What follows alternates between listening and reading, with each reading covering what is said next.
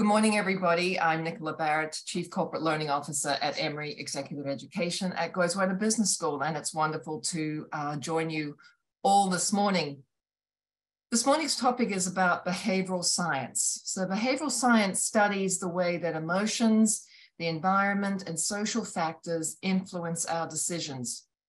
As business leaders, we're exposed to many new theories and findings about behavioral science all the time, whether it's at business schools, from popular business books like Thinking Fast and Slow or Predictably Irrational, which I sometimes feel like, or whether it's research summaries covered in The Economist, other popular press. There are always new sources of insights that managers are encouraged to draw on. Unfortunately, the frustrating experience of many leaders is that far too often these new theories make little or no difference when they try to apply them.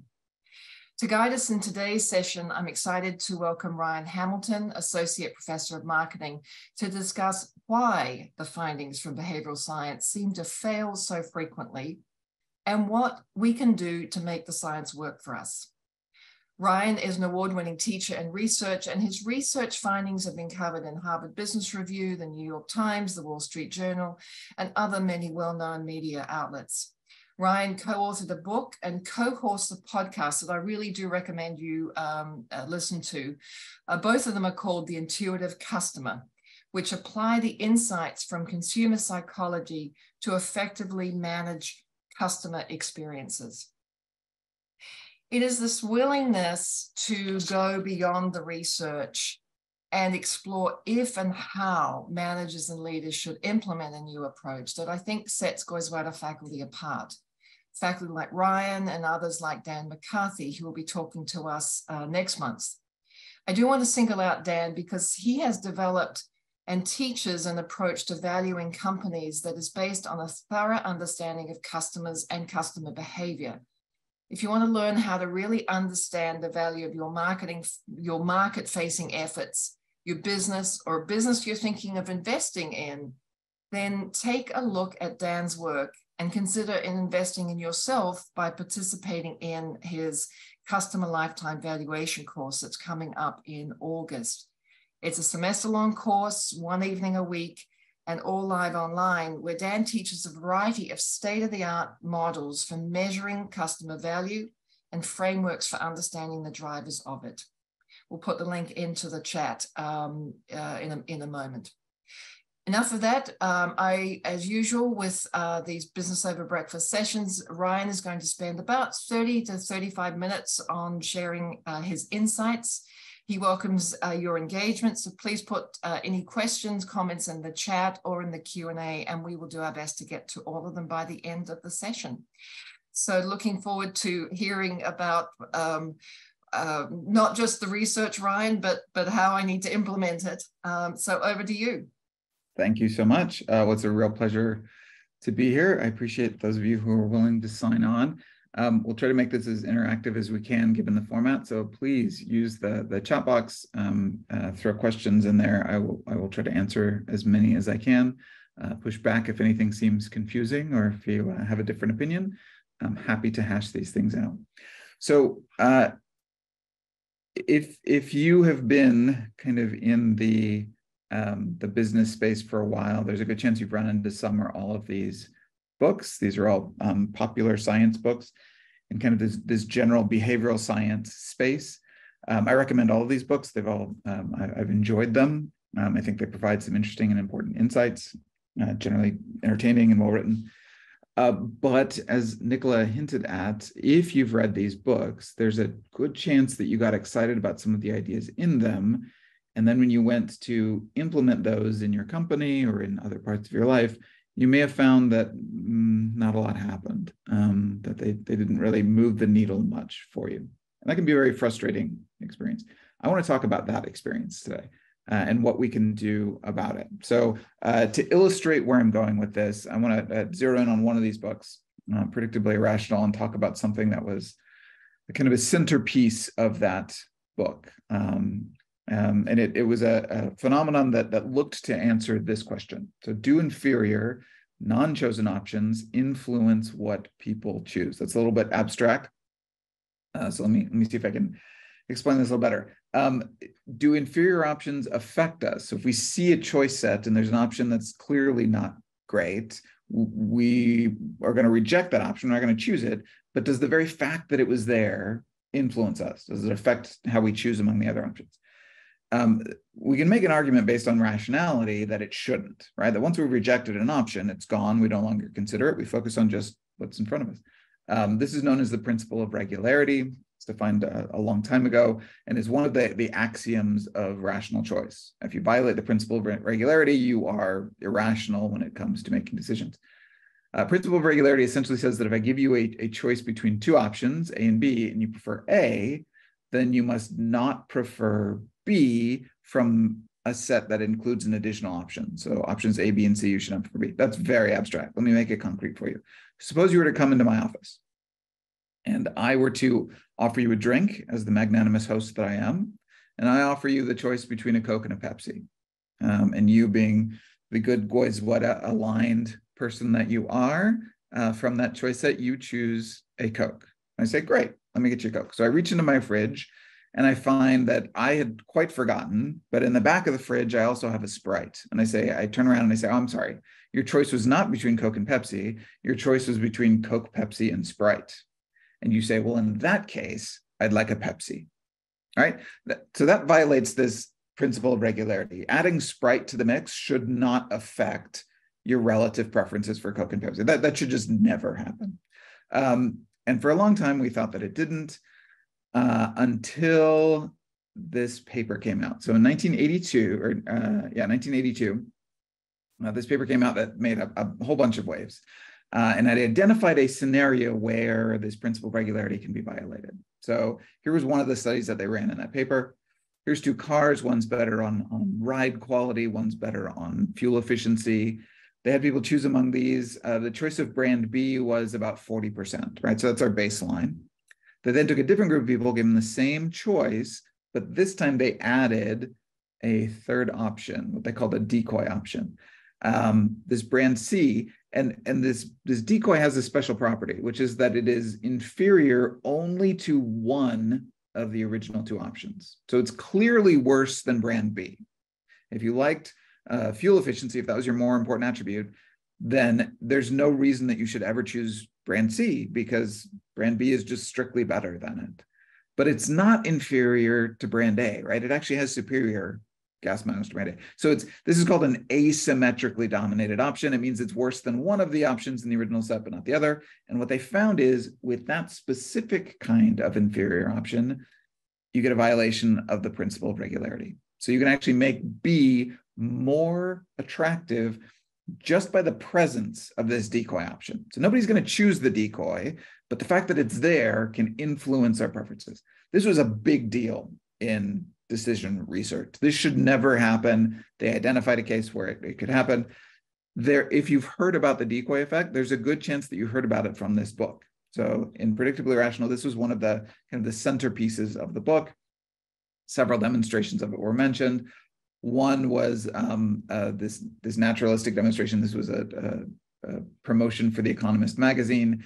You can buy the online subscription for about $60. You can buy the print subscription for $125, or you can buy the joint print and web subscription for the same $125. So this print option is a decoy, and what it should do is make the print and web subscription more attractive just by its being there. Nobody should choose that, right? Because you can get online for free if you choose the other one. But the fact that it's there might make that other option more attractive. This is one of my favorite demonstrations. They took these simulated faces and asked people to rate how attractive they were. And then they included decoy faces in there. So they took either Tom or Jerry and made their faces kind of less symmetrical, less attractive.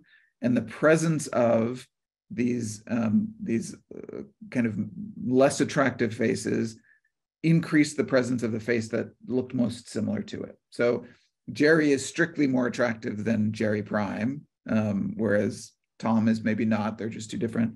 And then Tom is strictly more attractive than Tom Prime. And so that increased the attraction. So that in one of his TED Talks, Ariely gives the advice that if you ever go out clubbing, you should take with you a friend who looks like you, but is less attractive than you.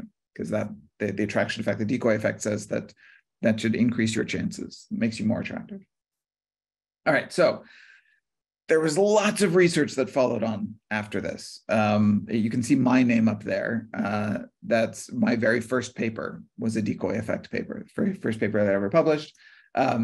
But they found that the strength of the decoy effect varies with hormone levels, that increased testosterone makes you more likely to be susceptible to the decoy effect.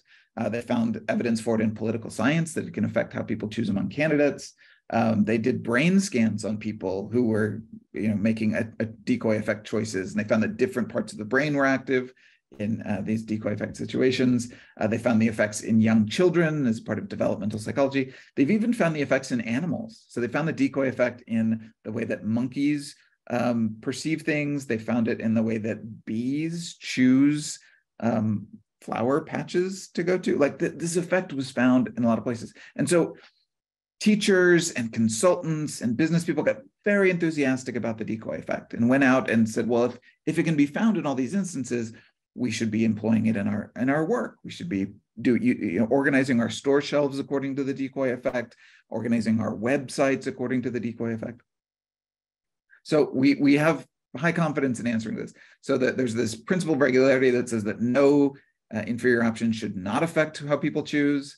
But then we've got now this huge body of literature from all these different research areas saying, no, wait a minute. Yes, it can. In this specific instance, it can. Then 2014, so 30 years after the original paper, these researchers came out and published some papers that had like dozens and dozens of studies replicating or trying to replicate previous work and then extending it into new domains. And they started to say, wait a minute, maybe the evidence for this effect isn't as robust as we thought it was. One of the scenarios they tested, they argued that a lot of these previous research, not all of it, but a lot of it was conducted in settings where it was like that car study I showed you, where the data was all in tables and it was neatly laid out and they were all kind of expressed in numbers that were easy to compare. They said, what if we move this into some slightly different domains? So one of the studies they ran that I loved, they asked people to choose among action movies. So you can choose Terminator or Rocky. Which of these two would you choose? And they found it was like close to an even split.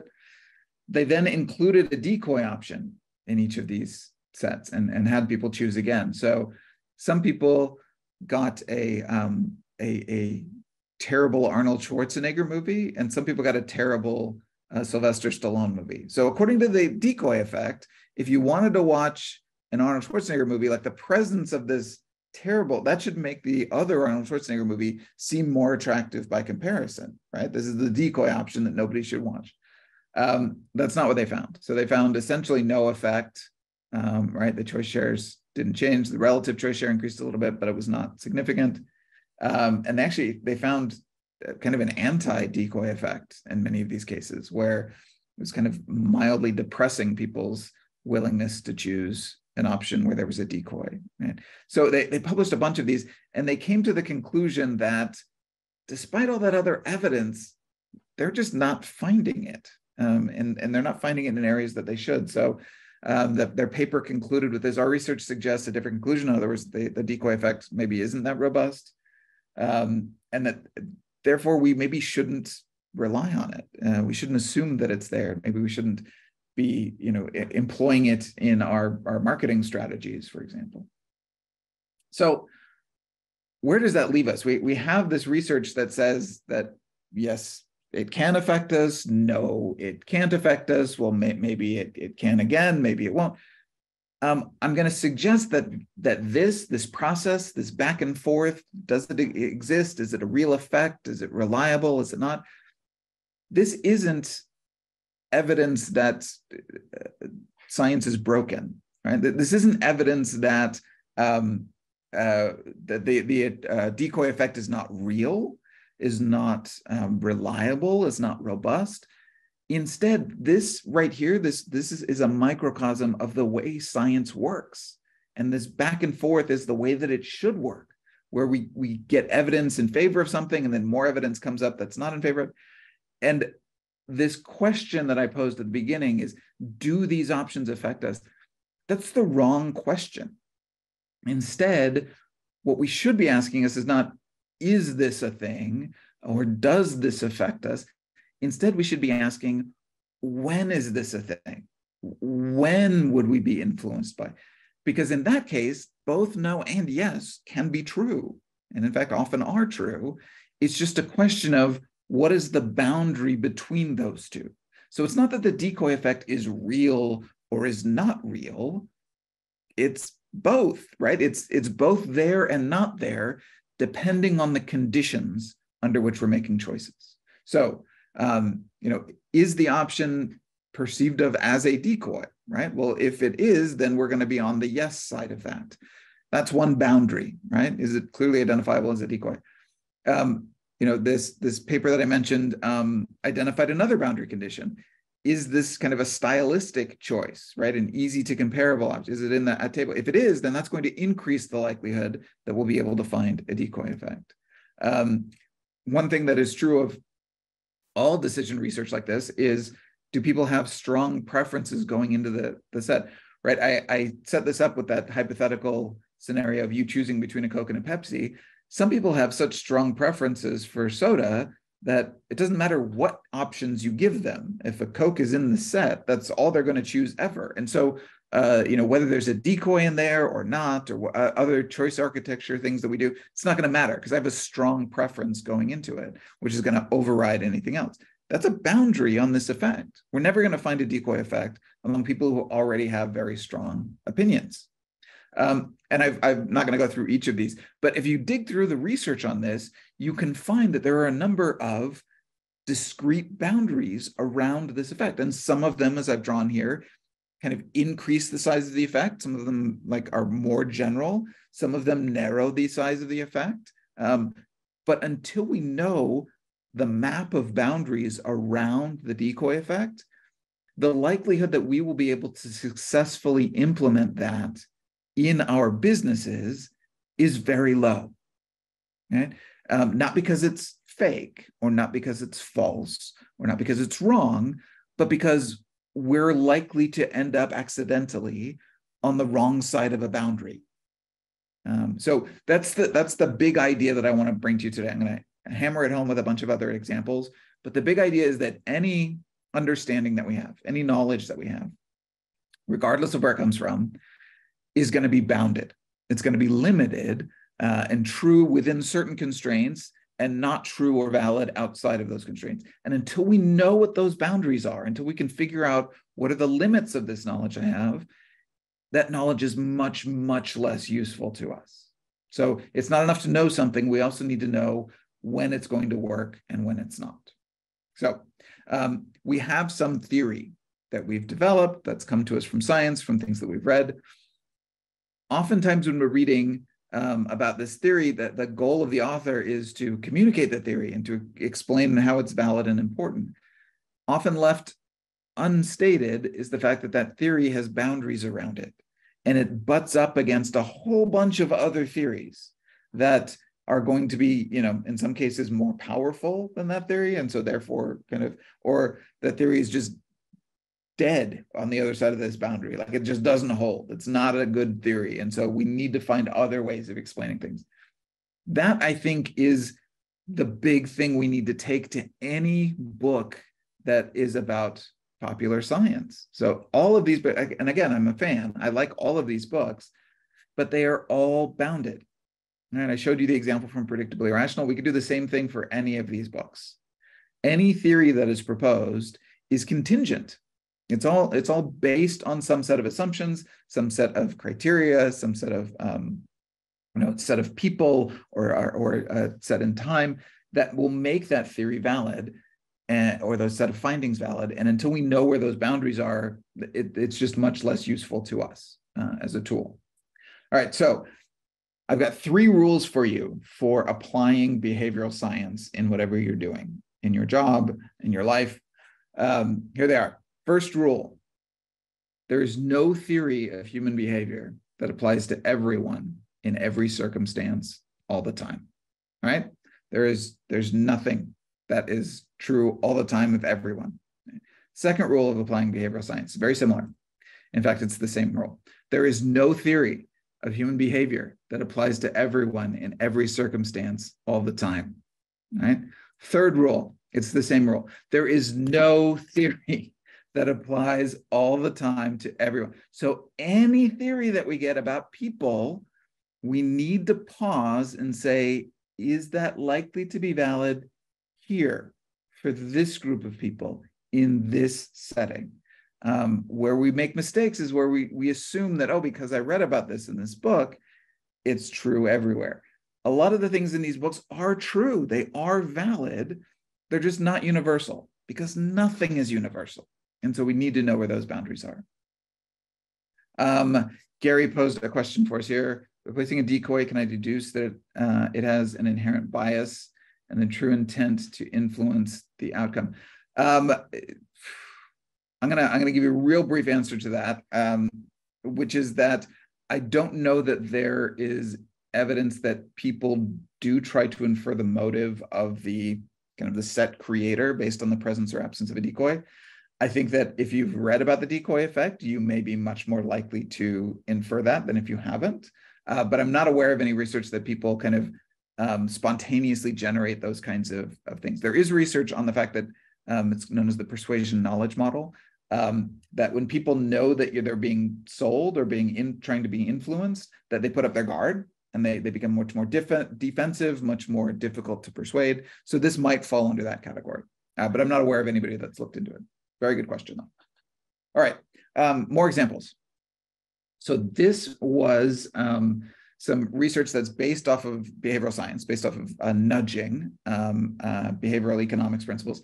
It's a big problem in medicine that people don't take their prescription medicines like they should. So some huge portion of like heart medicine, for example, is prescribed and then just not taken on schedule like it should be. And this is obviously a massive problem. So doctors are trying to solve this problem, trying to encourage people, nudge them to take their medicines. So there's this great study that was run where they essentially took all of the choice architecture tools that came out of behavioral science and threw everything at these patients. Like they threw the kitchen sink at them to try to get them to take their medicine. So they had these electronic bottle cap tops that would alarm and remind you it's time to take your medicine. And if you didn't open it, then it would send you an email reminding you to take your medicine. If you didn't, after a couple of days, it would email a friend of yours to call you to remind you. Every time you opened it and took one of your pills, it would enter you for a lottery so that you could win. Like they did everything. It didn't work. None of it worked.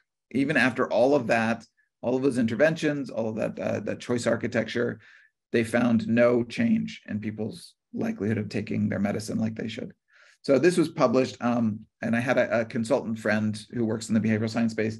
She emailed me kind of in a panic because this article was circulating among her clients, and these people were saying, wait a minute, doesn't this mean that behavioral science doesn't work? Like here's, like they're throwing all of these interventions at these medical patients, and it's failing. So can't we infer then that this just behavioral science interventions, that behavioral economics, that choice architecture is invalid, like it just doesn't work. So why should we be employing that in our company to do? And I think that was the wrong conclusion to draw. Instead, this question of do nudges increase the likelihood of taking heart medicine? There was this research paper, the Volt paper, that was what that New York Times article is based on, that says no, right? We tried all these interventions and it doesn't work. But again, that's the wrong question. It's not, does this work or does it not? If we instead asked, when does it work or does it not, we might start getting somewhere more useful. So that particular study found no effect. It found that those interventions failed, but it's not the final word on it. There's this other paper that came out a few years later that found that a different set of behavioral interventions, a different set of nudges, actually did increase patients' likelihood of taking their heart medicines.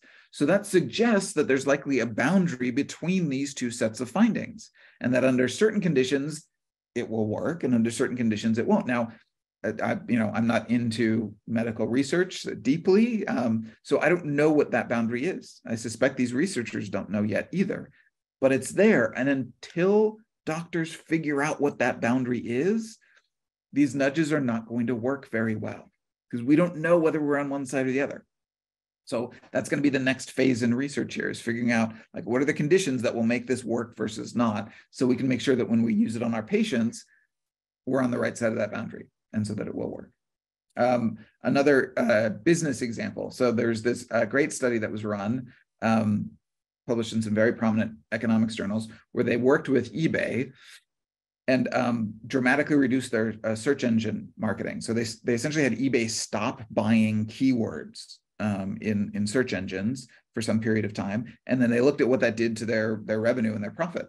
And they found that it did nothing, that people came to eBay just as often as they did before. And because they were spending much less money on search engine marketing, their profits went up. So this made big news, right? It suggests that search engine marketing doesn't work, that it's a waste of money, and that firms would be better off by cutting their budgets and spending it elsewhere, saving that money.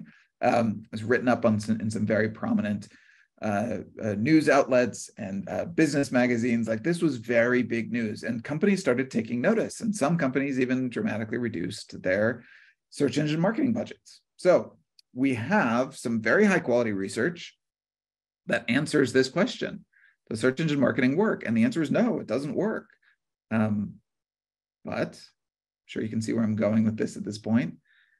Is there anything about eBay that might make it different from other companies, enough so that maybe other companies should be cautious in trying to apply this? Well, yeah, there's some differences. One is that eBay is very, very well known. And so people might be going to eBay directly without searching for things first. The other is eBay's search engine marketing strategy, which before this paper was published, before this research was conducted, eBay had a policy of essentially buying all keywords.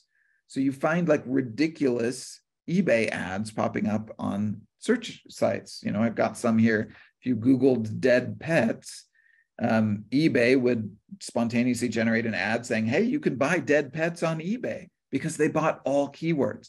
So maybe if you were more selective in your buying of keywords, it, you know, might be more effective. Maybe if you weren't a brand name like eBay that everybody knew. So sure enough, some researchers came along and did some other research, this time with Edmunds.com, which is, you know, not as well known, maybe not the first place people go to for car information. And they found that, yeah, if a company like Edmunds cuts their search engine marketing spend, then visitors to the site drop immediately, right? So again, it's not that the first research was wrong. As I said, I have every reason to believe it was valid. It's not that the second set of research was wrong. They're probably both right. There's just this massive boundary condition between them. And we need to know, is our company more like eBay or more like Edmunds before we try to make a decision about whether we're going to cut back on search engine marketing expenses or not. Okay? So I've used mostly behavioral science and customer science examples. That's the world that I live in. This is not true just of behavioral science. It's not true just of behavioral economics or consumer psychology. This is a general principle about all knowledge. So we can even look to something like gravity. So here's the theory of gravity as proposed by Newton. You can see the formula there. The force of gravity between two objects is a function of the masses of the two objects. That's the m1 and the m2 in there. According to Newton, that means that something without mass, like light, should not be affected by gravity. All right? Newton's theory of gravity works great in almost every setting. All right, that's why we still teach it in high school physics classes. It's really, really powerful. But there are boundaries to it.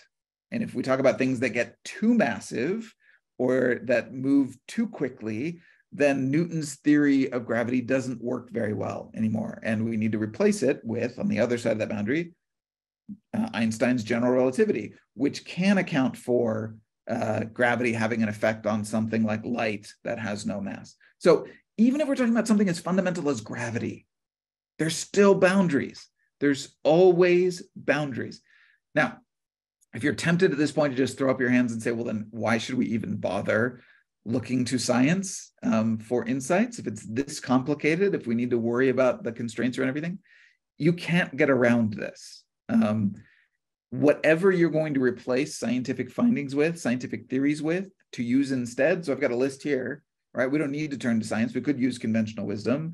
We could use best practices. We could use some expert consultant that we hire. There's lots of non-scientific sources that we could go to. These are still all theories, and there's still all boundaries around them.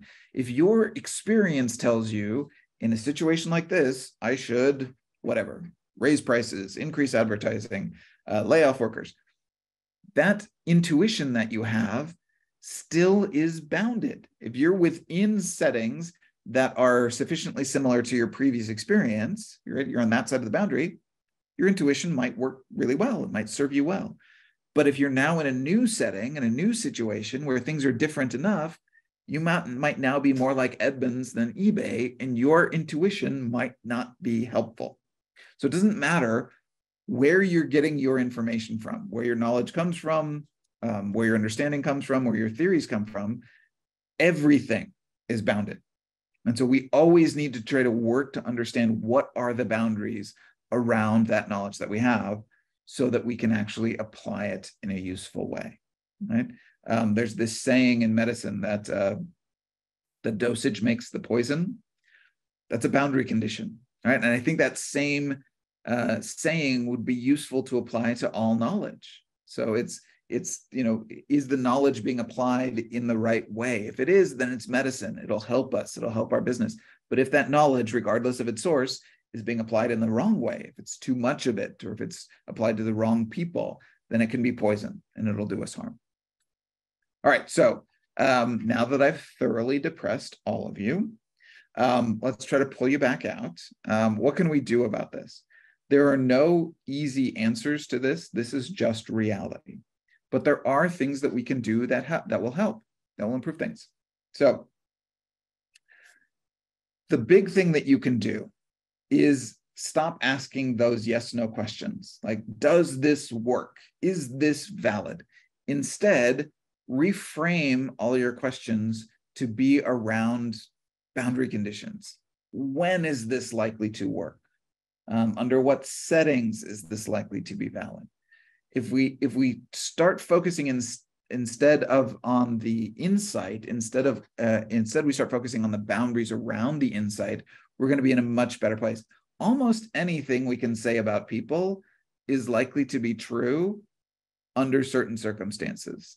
So saying that something is valid or not is kind of not meaningful. What we want to know is it likely to be valid here, now, for our people in this setting? And that's where we need to go. So what are the boundaries around any kind of knowledge? When is this likely to be true? Let me draw a quick parallel. This is the process for getting drugs approved by the FDA. So first, there's some lab research that suggests there's prospect in this, then move on to animal trials to see if it actually works. Then we start a series of clinical trials that don't even look at effectiveness yet. First, we start to look at the side effects. Like, okay, so this shows promise as, maybe a cancer drug, but will it kill your liver in the process of working? So we try that. We go through another wave of clinical trials. Now we're trying to test efficacy. So we're going to adjust the dosage, see if it affects different populations. We're going to now do that on a larger scale, test it in that way. Finally, the drug goes to market, goes out and people start taking it. And we're not even done testing at that point. There still needs to be follow-on testing. Now we've got a much larger population. We need to start looking for very small side effects that only affect a few people, but with a large enough population, we can start to detect those. This is the process. Let's draw a parallel to the process for behavioral science, right? So in behavioral sciences and social sciences, all those books that we looked at, all the research that is done for that, I'm including the research that I do and that I publish in my obscure academic journals. All of that, I would say, is the parallel, the equivalent of like lab testing and like maybe animal testing, right? Like maybe we're doing some like controlled field study work, but it's on a very limited scale. We're looking at like one company. What people want, what you want, is this stage. I want something that I can like take out to market, that I can like apply to my business. All of these clinical trial phases that are so important for drugs, nobody's doing that for behavioral science. So nobody's doing the work to say, well, if you want to apply the decoy effect, then you need to do it in this amount and for this population and under these control conditions. Essentially, if you want to apply the science, it's kind of up to you to do this, right? So asking those questions about when does this work, that puts you in a mindset to start answering these questions. All right, so when we're reading books, ask yourself the questions, when is this likely to apply? So I've got 2 books on habits here. I like both of these books a lot. And I think that they're both largely rooted in the science. Like I think that they draw on the research that's been done, and they're a great way to understand habits better.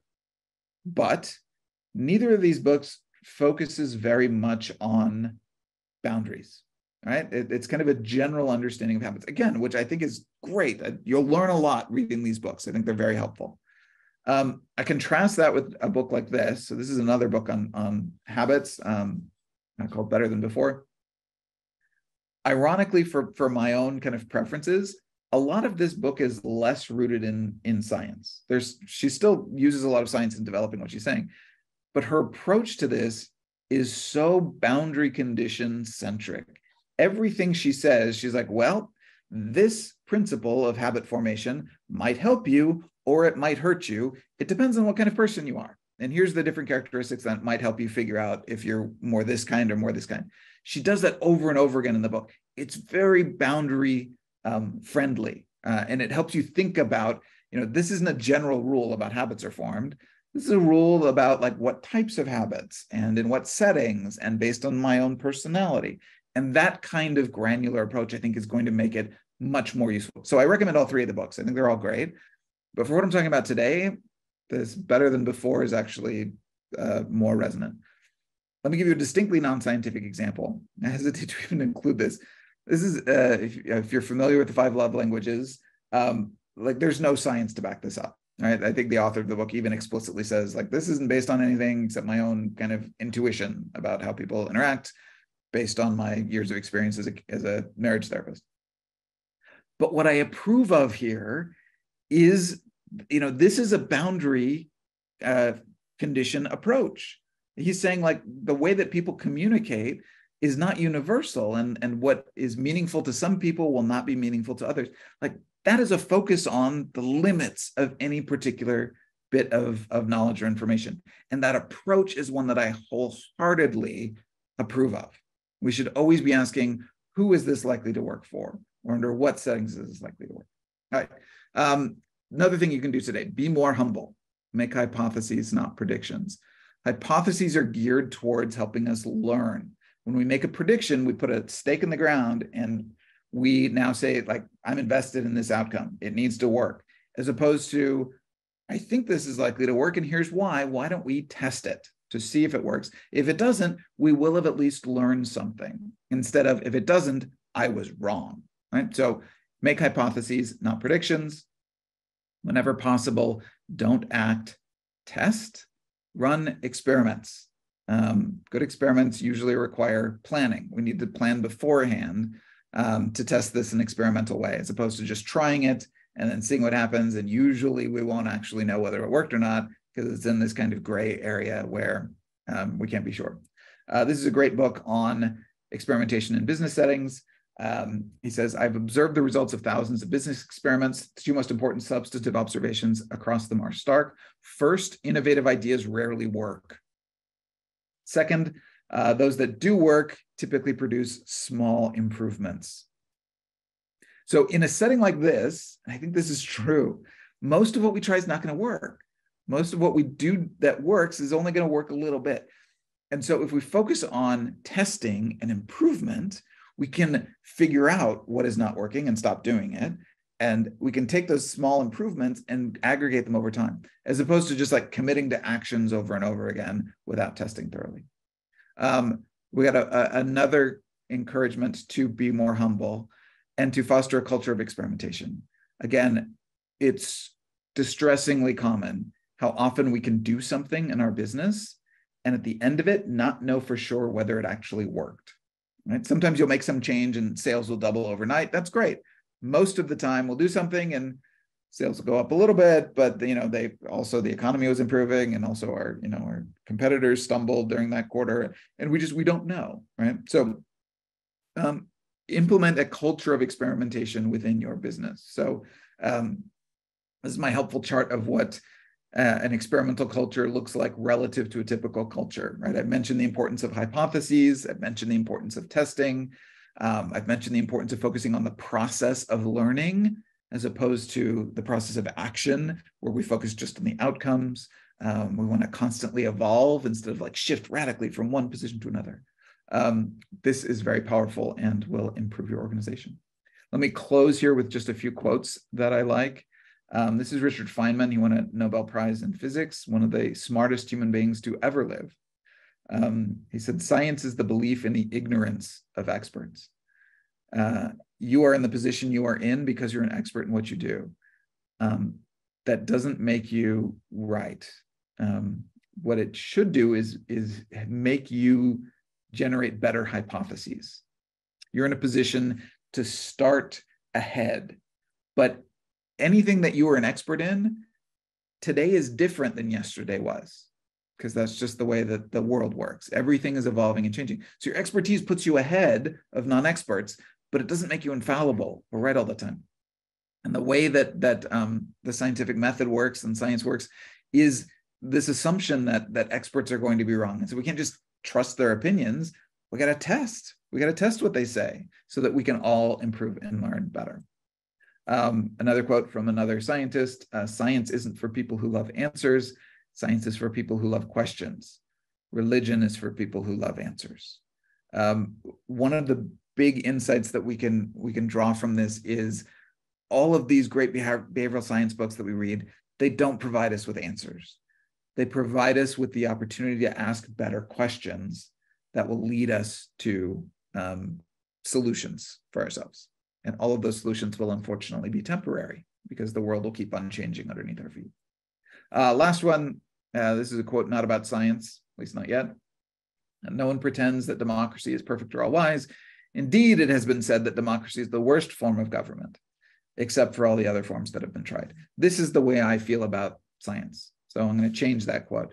"No one pretends that science is all perfect or all wise. Indeed, it has been said that science is the worst way to understand anything, except for literally any other way of trying to understand things. Science is very slow, it's iterative, it's based on uncertainty, it's rooted in mistrust of experts. It's terrible, except it's the only thing we've got.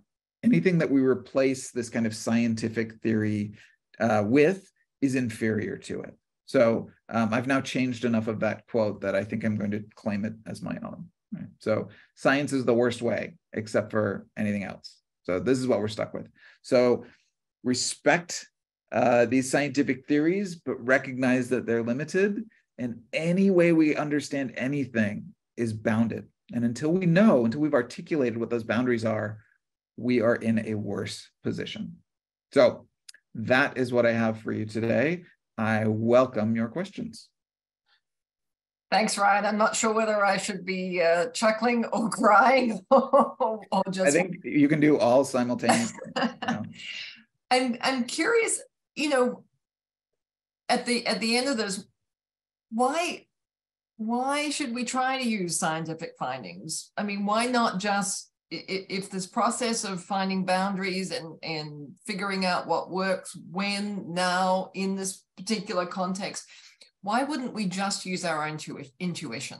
Sure. This is a reaction that I get sometimes, especially from my MBA students when I introduce these ideas. It's like, well, if experimentation is so slow and, most experiments fail and all these scientific theories are so limited, like, why don't we just throw up our hands and not bother?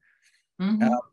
Two reasons. One is that there's no escaping this, right? As I mentioned, whatever you're replacing those scientific theories with is still a theory. So if it's based on your intuition and experience, like, oh, well, this is what I know to work, that's also bounded, right? What you know to work is based on what you've known in the past. And the future is different from the past. And if you go to a new setting, it's different.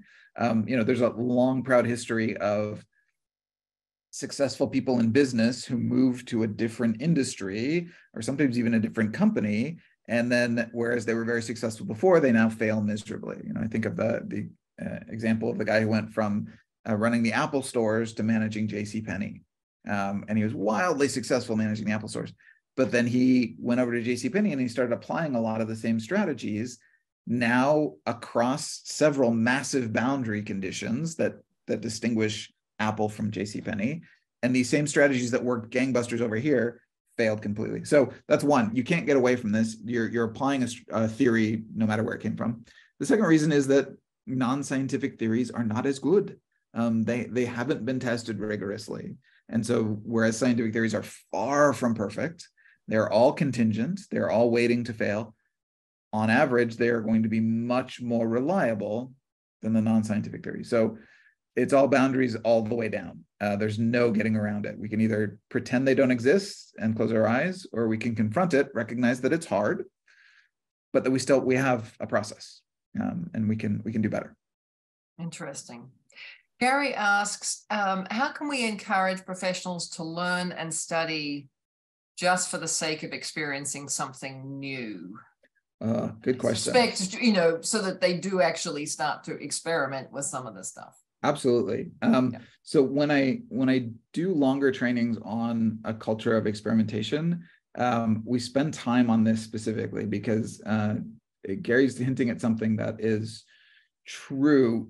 There's natural resistance among a lot of people in business, especially business leaders, to an experimental approach or to more scientific thinking, because, as that Feynman quote says, it reduces the power of experts, right? It reduces the power of leaders, where the leader can't now just say, well, this is what we're going to do.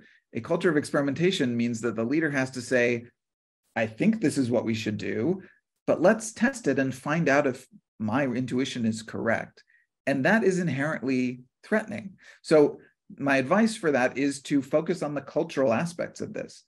Are we creating a culture where it's okay to be wrong if you are wrong in such a way that we learn from it? Is it celebrated that we are using the right process, right? So that you are implementing this new strategy in an experimental paradigm so that at the end of it, we will all know whether it worked and what parts of it worked?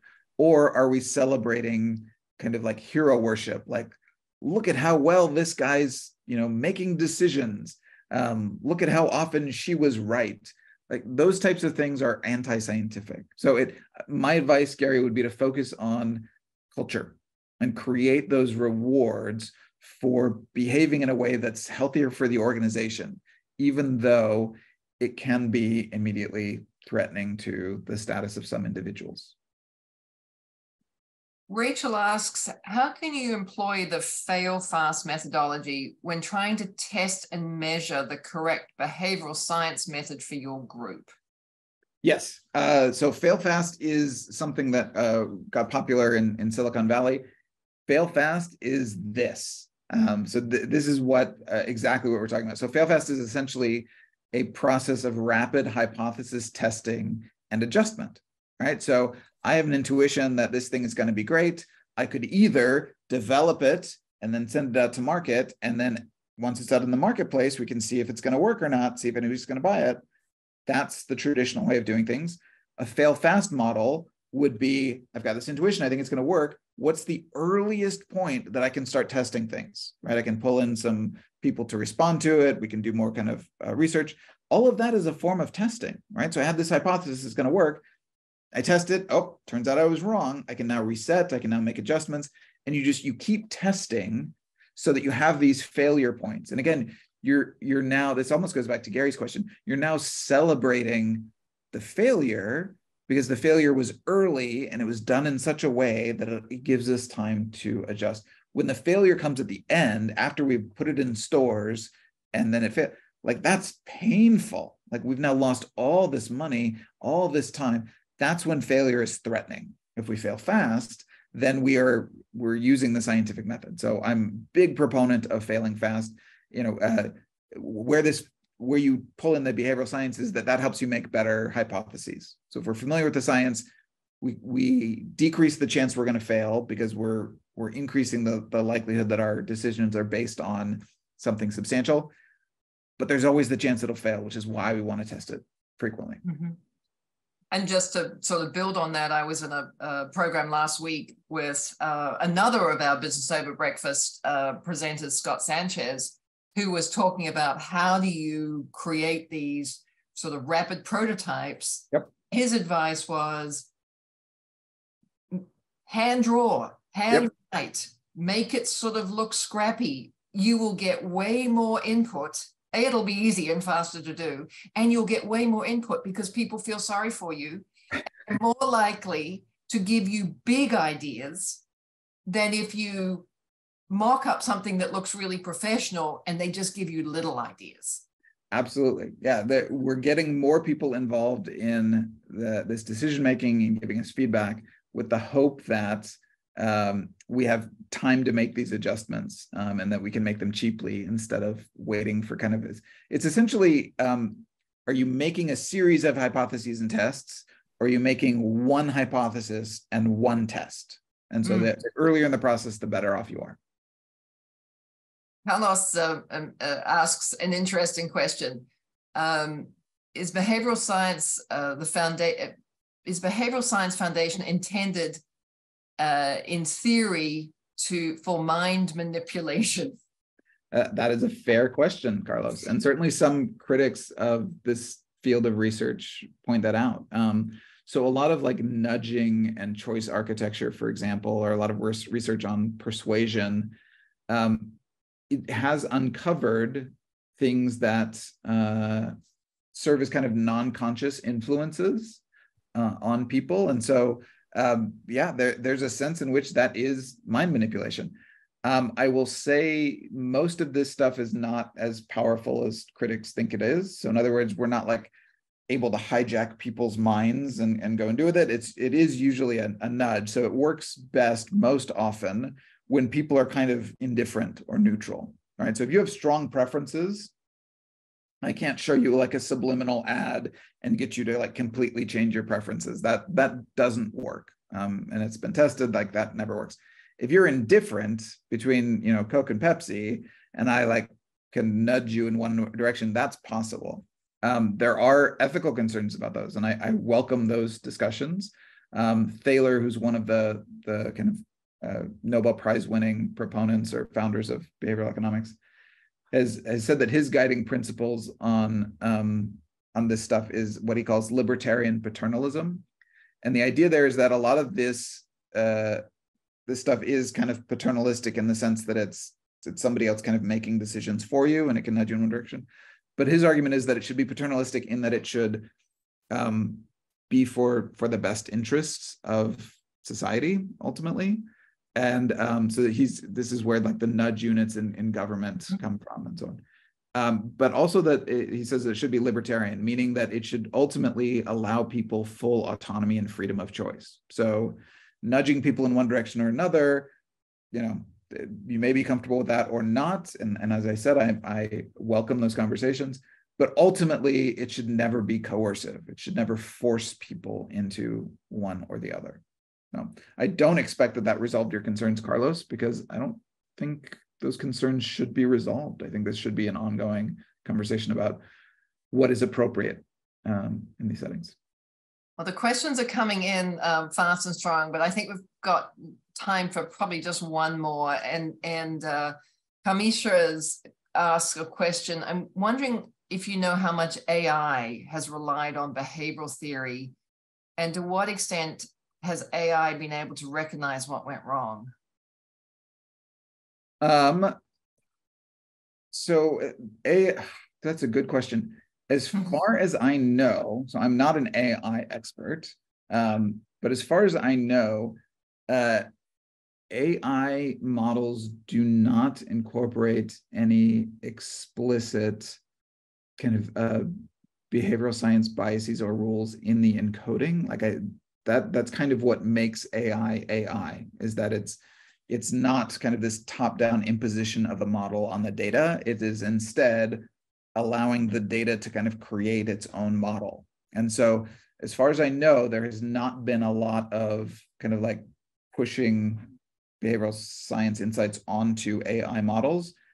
I have seen research, though, that shows that because these AI models are fed by mostly at this point data created by humans, so like ChatGPT, for example, is out scanning things that have been written by people, some of these AI models are able to recover behavioral biases. So I saw some research the other day that found that ChatGPT, for instance, evinces loss aversion, which it should not do, but because it's trained on data from humans, it's able to kind of recover some of the biases that humans exhibit. So it is finding its way into these AI models that way. But as far as I know, there are no model programmers out there who are like, oh, well, we need to impose like a decoy effect preference into this AI model. As far as I understand it, these AI models are largely kind of organically produced by the data itself. And so it's just looking for relationships among the data that exists. And so the behavioral biases might come out in that way. Oh, thank you so much, Ryan. This has been fascinating. I am going to hand over to Tammy. Yes, very fascinating. Thank you, Ryan, for this presentation. And I echo the sentiments of Bryant Johnson, who said reframing certainly helps. So instead of does and is, looking at when definitely helps to reframe these situations. So thank you for these really insightful and thought-provoking insights. And Brian also mentioned that these webinars are very thought-provoking, and they are. And we have more thought-provoking webinars for you for Business Over Breakfast during the months of May and June. So please join us on the third Thursday of this month on May 18th for Diverse Teams Mitigate Social Firestorms Effectively with Rajiv Garg. On June the 1st, Dan McCarthy, who Nicola mentioned in the intro, is going to be sharing measuring and creating value through customer value. And then on the third Thursday of June, June the 15th, retention and engagement in a brave new post-ish world by Catherine McConnell and Blaze Knight. We'll be sharing that information with you. So we hope that you are able to join us for all three of those sessions to learn more about those topics. But we also would like to make you aware of some short courses that we have coming up as well. So we do have our Goizueta Executive Women's Leadership Program that's taking place August 15th through September the 21st. We do require applications for this program. The deadline is July the 28th.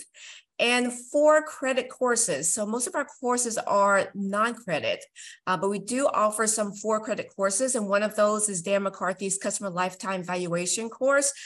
So if you're interested in learning more about how to value your customers and understanding your customer value, we would definitely recommend Dan's course, but there's also other courses that you can choose from as well.